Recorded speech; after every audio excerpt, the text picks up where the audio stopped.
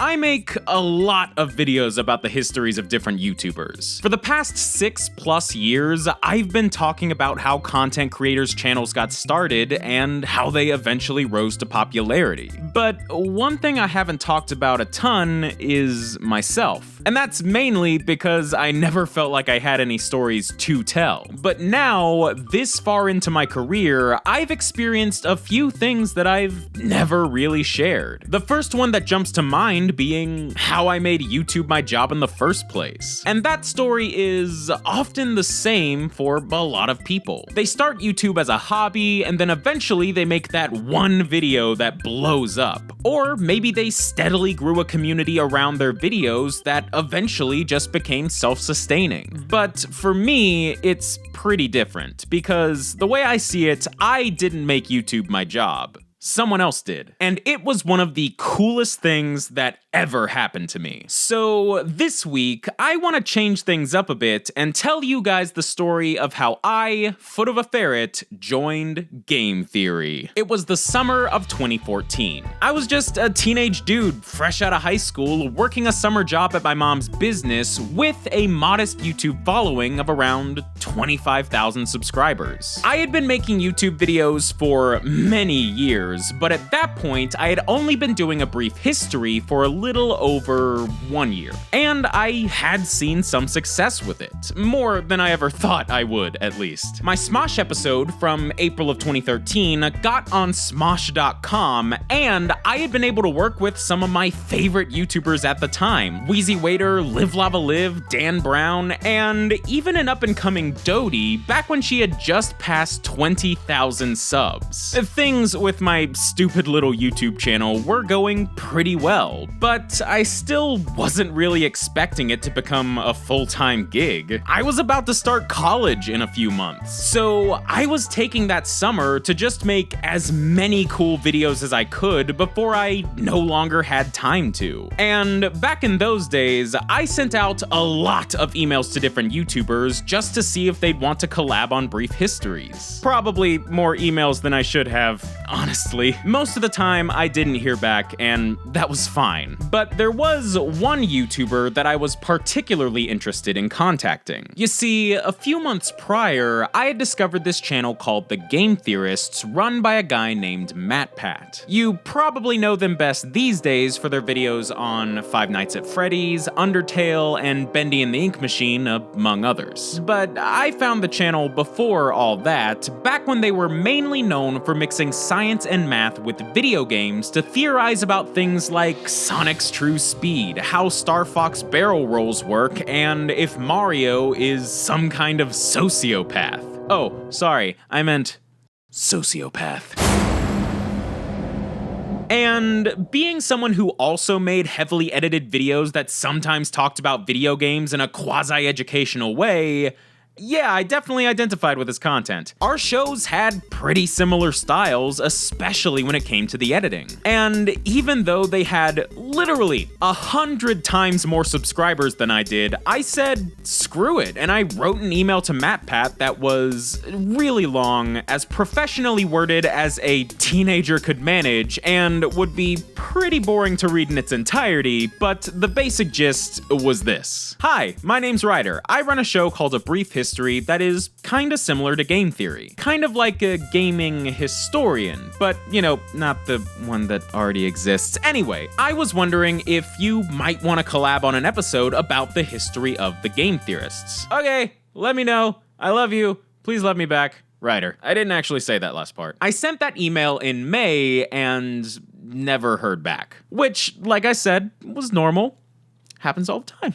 It's not a big deal or anything. Matt, why didn't you love me? But then, about a month later, while I was working my summer job, I took a quick break to check Twitter. My mom was pretty lenient with the rules at work. She cool. And I saw this picture of MatPat at VidCon. I had left some dumb reply about how cool I thought it was to see a gaming YouTuber at VidCon, because back then, big gaming YouTubers didn't go to VidCon very often. Send tweet, back to work, and then...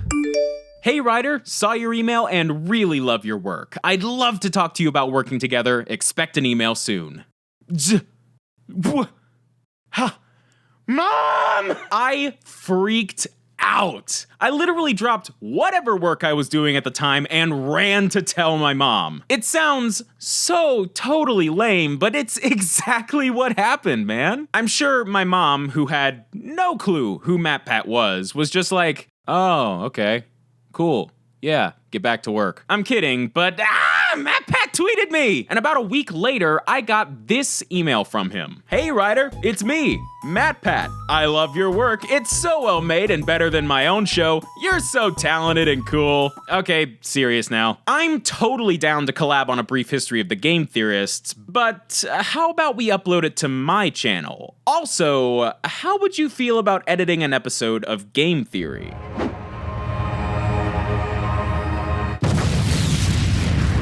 What?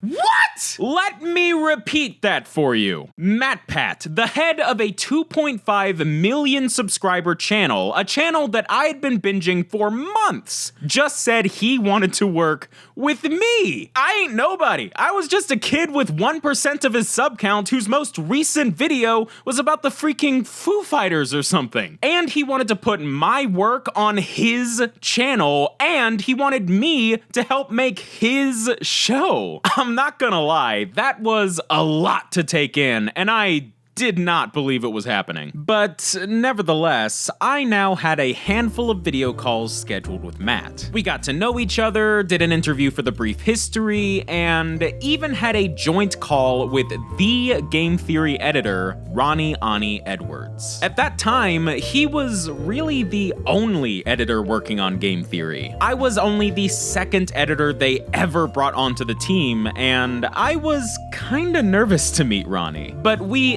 immediately hit it off, and the three of us laughed like crazy while Ronnie ranted about Kid Icarus or something. Those were really good times. I miss you, Ronnie. But eventually, I had to actually get to work. My first job was editing a game theory about the real-life human cost of Comic-Con. I spent probably a couple of weeks on my crappy laptop working with a $50 editing software from Best Buy, doing my best to replicate Ronnie's editing style with my own twist, and they liked it. I mean, these days I think it looks like absolute garbo, but hey, that was not that bad for my first time ever editing something like that. The episode went live on July 20th, 2014. My first piece of work to ever go up on the Game Theorist channel. That was so crazy to me. But things only got more insane the next month. With the help of Matt, Ronnie, and the other members of Game Theorist at the time, Gaijin Goomba, Trailer Drake, and his friend Ken, I made a brief history of the Game Theorists, which was uploaded to their channel on August 9th, 2014. And that was unlike anything I have ever experienced. The video linked back to my channel, and within a few weeks, I jumped from 25,000 subscribers all the way to 100,000. Everything was just happening so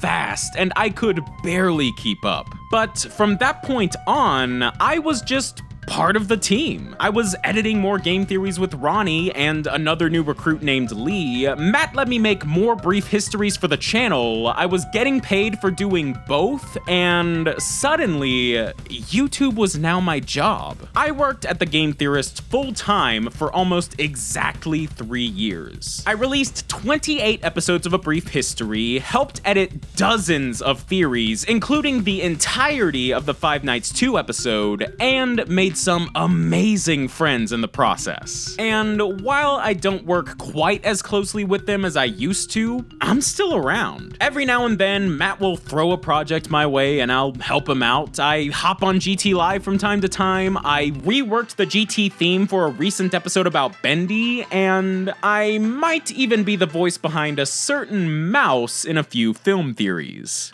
My time on the Game Theorists were easily some of the most important years of my life that taught me so much about this crazy YouTube game. For real, my life was changed forever in the absolute best way. And all of that, so many years of my life, new friendships, and an entire career, all of that started with an email.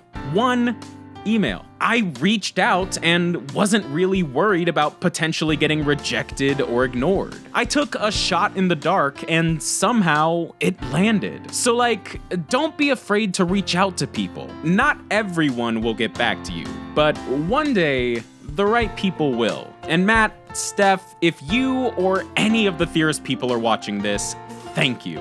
I can't wait to see you at VidCon. But hey, that's just a theory. Yeah, people do this joke all the time. Thanks for watching, guys, and DFTBA.